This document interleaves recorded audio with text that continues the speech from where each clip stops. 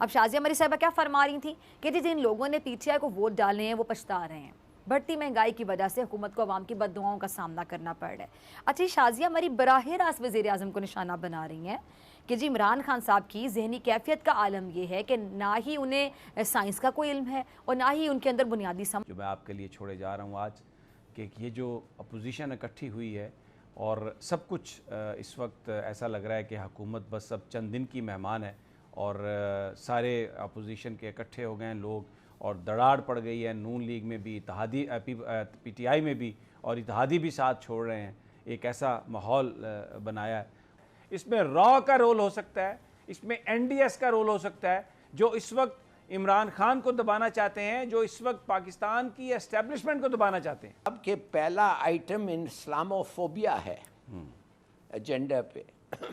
अगर इस्लामोफोबिया है तो इसके मतलब है जो हो रहा है हिंदुस्तान में वो टॉप आइटम होगा एजेंडा पे।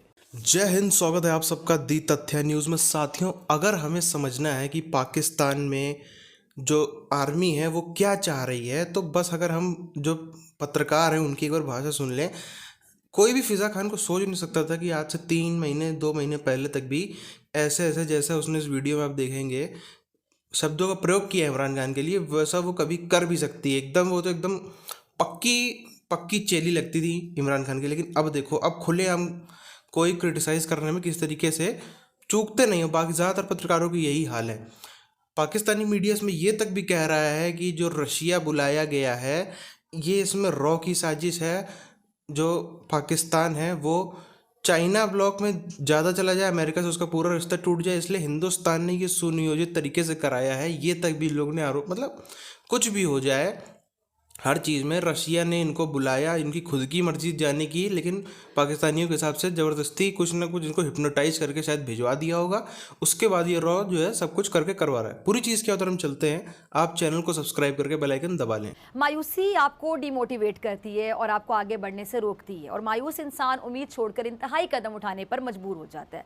मायूसी फैलाना बजाते खुद बड़ा माशरती जुर्म तस्वर किया जाता है, और दूसरे को मायूस करना या फिर जानते बूझते उसके मोराल को गिराना इंतहाई कम ज़र्फी की अलामत है। अच्छा, उम्मीद ही वो वाहिद और मौसर हथियार कह लें जो ईमान और मोहब्बत के जज्बे को मान नहीं पड़ने देता, और उम्मीद ही से अमन की राह हमवार होती है। जैसे कि किसी मुल्क में बेयकीनी की कैफियत पैदा हो जाए, बदतरीन मुआशी बहरान पैदा हो जाए, सियासी अदम इस्तेहकाम पैदा हो जाए, तो वहाँ अमन का ख़राब होना यकीनी है। एक अंधेरे कमरे में 4 मोमबत्तियाँ जल रही थीं। पहली मोमबत्ती बोली कि मैं अमन हूँ, लेकिन अब अमन नहीं रहा, इसलिए मेरे होने का अब कोई फ़ायदा ही नहीं है। दूसरी मोमबत्ती बोली कि मैं ईमान हूँ, लेकिन लोगों के दिल से अल्लाह का खौफ उठ गया है, लोग एक दूसरे पर भरोसा नहीं करते हैं। जब दुनिया में ईमान ख़त्म हो गया तो मेरा क्या काम है। इसके बाद इस मोमबत्ती का शोला भी फड़फड़ाया और वो भी बुझ गई। अब तीसरी मोमबत्ती, उसने कहा कि मैं मोहब्बत हूँ, लेकिन आज का दौर जो है नफसा नफसी का दौर है, एक इंसान दूसरे इंसान की टांग खींच रहा है, मेरा भी इस दुनिया में अब कोई काम नहीं बचा। और ये कहकर वो मोमबत्ती भी बुझ गई। अब 3 मोमबत्तियाँ बुझ चुकी थी, जिसके बाद कमरे में बहुत अंधेरा हो गया कि आखिरी मोमबत्ती बच्चे से बोली कि रुको मत जाओ, मैं उम्मीद हूँ और मैं कभी ख़त्म नहीं हो सकती, वापस आ जाओ। मुसलमान पर मायूसी हराम है। अच्छा वक्त भी आएगा, क्योंकि हर मुश्किल के बाद आसानी का सफ़र शुरू हो जाता है, लेकिन हमारे रहबर आसान रास्तों को भी दुश्वार बना रहे हैं, उम्मीदों को मिटा रहे हैं, मायूसियों को फैला रहे हैं, आपस में उलझकर एक दूसरे की टांगें खींच रहे हैं, जिसकी वजह से अवाम में मायूसी फैल रही है। अपोजिशन को इस बात का एहसास भी है और वो एतराफ़ भी कर रही है कि अवाम अपोजिशन की तरफ देख रही है, जिसकी वजह से अपोजिशन पर हुकूमत से ज़्यादा दबाव है। लेकिन इसके बावजूद अपोजिशन मुखालिफत बराए मुखालिफत की सियासत किए चले जा रही। अब शाजिया मरी साहिबा क्या फरमा रही थी कि जी जिन लोगों ने पीटीआई को वोट डाले हैं वो पछता रहे हैं, बढ़ती महंगाई की वजह से हुकूमत को अवाम की बददुआओं का सामना करना पड़ रहा है। अच्छा, शाजिया मरी बराह रास्त वज़ीर आज़म को निशाना बना रही हैं कि जी इमरान खान साहब की जहनी कैफियत का आलम यह है कि ना ही उन्हें साइंस का कोई इल्म है और ना ही उनके अंदर बुनियादी समझ है। ये डायरेक्ट इमरान कर रही हैं, इसलिए ऐसे शख्स को कह रही हैं जी इतनी अहम कुर्सी पर बिठाने का कोई मकसद नहीं है, और इमरान खान को अच्छे से साइकेट्रिस्ट को दिखाने का मशवरा दे रहे हैं। और लीगी रहनुमा के कहने का मकसद सिर्फ इतना है कि अवाम अब इस हुकूमत का बोझ मजीद बर्दाश्त नहीं कर सकते, इसलिए अब हुकूमत को घर जाना पड़ेगा। लेकिन वज़ीर आज़म पर ज़ाती हमले करना और इस तरह साइकेट्रिस्ट को दिखाने के मशवरे देना मेरे ख्याल से ये अच्छी चीज़ नहीं है, ये बिल्कुल भी अच्छी चीज़ नहीं है। मेरे ख्याल में रूसी जो हैं और ख़ासतर पुतिन जो नवाज़ शरीफ से मिल चुका है वो सोच रहा होगा कि ये किस किस्म की आवाम है पाकिस्तान की, किस किस्म का इलेक्ट्रेट है कि ये देख नहीं सकती है कि ज़मीन आसमान का फ़र्क है नवाज़ शरीफ में और इमरान खान में। तो मेरे ख्याल में इसलिए तो उसको आखिर इसने इनविटेशन दिया है, इस प्राइम मिनिस्टर के लिए ठहरा था after 1991 to give him an invitation, और वो दिया है। तो मेरे ख्याल में इनका कोई ज़मीन आसमान का फ़र्क है in terms of foreign projection, foreign affairs और फॉरेन परसेप्शंस। मुझे नहीं पता, अगर वो डर गए हैं तो ठीक है, तो फिर वो जाएंगे उसके साथ, मगर अगर वो नहीं डरे और वाकई दे वांट टू एक आदमी को सपोर्ट करना चाहते हैं जो मेरे ख्याल में इस मौके पे ऐसे नेज पे पाकिस्तान के लिए इंडिस्पेंसिबल है, तो मेरे ख्याल में उनको टिकना चाहिए इमरान खान के साथ। इसमें रॉ का रोल हो सकता है, इसमें एनडीएस का रोल हो सकता है, जो इस वक्त इमरान खान को दबाना चाहते हैं, जो इस वक्त पाकिस्तान की एस्टेब्लिशमेंट को दबाना चाहते हैं। बिल्कुल बिल्कुल 100%। चलिए, अच्छा आपने आउटलाइन किया, आपका सवाल को डिस्क्राइब किया, बिल्कुल सही कह रहे हैं आप। बल्कि मैंने ट्वीट किया है काफ़ी दिन पहले कि एक major attempt funded by foreigners is being done at the moment। London से कोरियोग्राफ्ट हो रहा है कि इससे कैसे जान बचाएं। जो मैं आपके लिए छोड़े जा रहा हूँ आज कि ये जो अपोजिशन इकट्ठी हुई है और सब कुछ इस वक्त ऐसा लग रहा है कि हुकूमत बस अब चंद दिन की मेहमान है और सारे अपोजिशन के इकट्ठे हो गए हैं लोग और दराड़ पड़ गई है। नून लीग में भी, इत्तेहादी पीटीआई में भी, और इत्तेहादी भी साथ छोड़ रहे हैं। एक ऐसा माहौल बनाया है। तो इंटरनेशनल इस्टेब्लिशमेंट बहुत सारी चीज़ों से खुश नहीं है। चाइना CPAC से खुश नहीं है पाकिस्तान में, और इस वक्त जो पाकिस्तान की एस्टेब्लिशमेंट ने जिस तरह तालिबान के साथ एक साथ निभाया है उस पर भी खुश नहीं है। अब के पहला आइटम इस्लामोफोबिया है एजेंडा पे। अगर इस्लामोफोबिया है तो इसके मतलब है जो हो रहा है हिंदुस्तान में वो टॉप आइटम होगा एजेंडा पे। और अगर वो टॉप आइटम है तो मेरे ख्याल में अच्छी बात है कि हम अब जाके दुनिया को बता रहे हैं, और बताना चाहिए कि मुसलमानों के साथ क्या हो रहा है हिंदुस्तान में।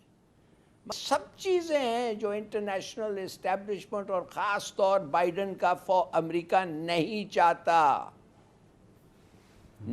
चाहता कि पाकिस्तान अपने जो भी हैं जियो स्ट्रेटिजिक लोकेशन और जो भी उनका इन्फ्लुएंस है इस्तेमाल करें उनके दोस्तों के ख़िलाफ़ और उनके प्रोजेक्ट्स के ख़िलाफ़, और जाके उससे बात करेंगे।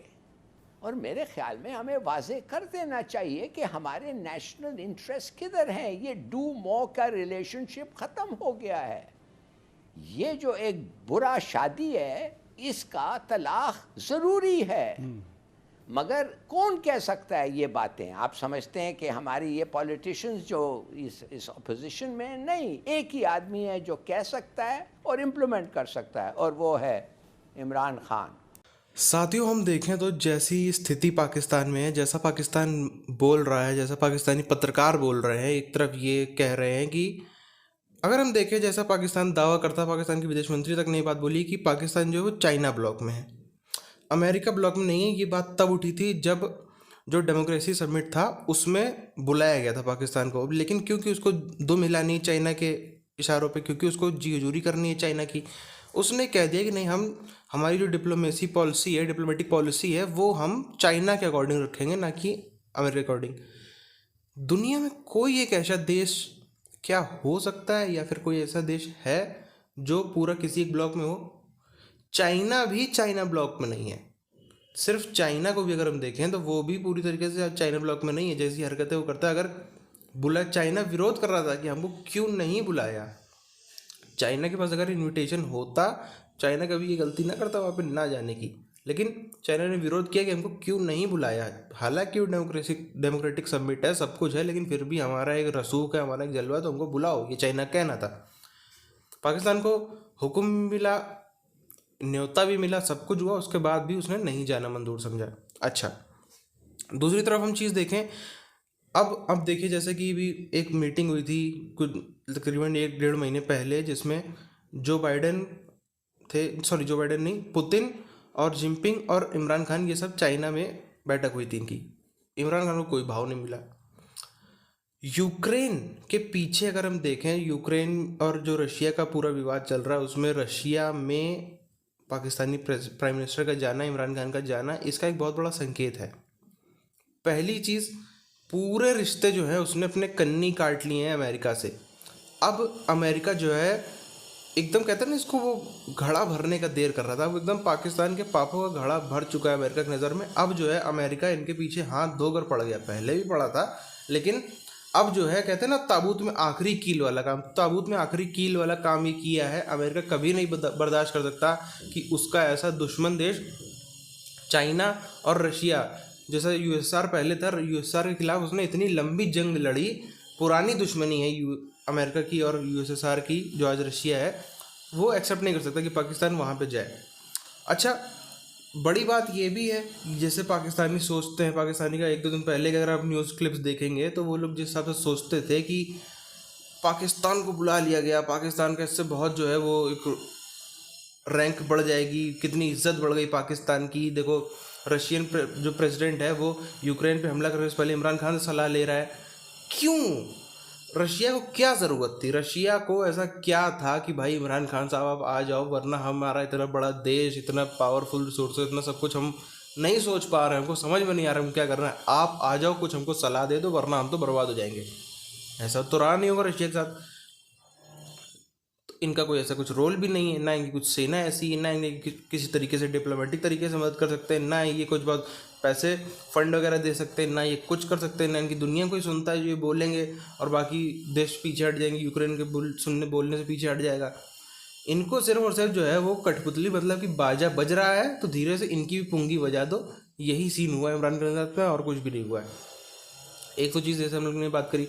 दूसरी चीज़ देखें, टेक्निकली नॉन टेक्निकली जिस भी तरीके से हम समझें, कहीं ना कहीं रशिया जो है एक तरीके से इन्वेड कर रहा है यूक्रेन की टेरिटरी में, वो अतिक्रमण कर रहा है, वो उसमें घुस के उसकी ज़मीन पे कब्जा कर रहा है।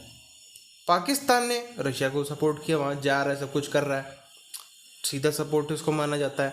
अब कल को यदि हिंदुस्तान पीओके में या फिर पाकिस्तान किसी और टेरिटरी में अपनी फौजें भेजता है, कब्जा करता है, कल ये किस मुंह से बोलेंगे कि हिंदुस्तान गलत कर रहा है? ये बोल ही नहीं सकते। इनको बोलेंगे तो उनको 4 थप्पड़ मार के पूरी दुनिया बैठा देगी कि अच्छा रशिया के टाइम में तो तुम बड़े बड़ा नेता बने फिर रहे थे, अब क्या हो गया? तो ये है इसका लॉन्ग टर्म में, क्योंकि अकल बंदे को है नहीं, ऐसे प्रधानमंत्री रहने चाहिए। पता नहीं क्यों पाकिस्तानी बोलते हैं इसको हटाओ हटाओ, ऐसे प्रधानमंत्री रहने चाहिए, हिंदुस्तान के लिए फ़ायदा है इससे। बहरहाल इस वीडियो को ऊपर ख़त्म करते हैं, मिलते हैं आपसे नई वीडियोज़ में, तब तक के लिए जय हिंद।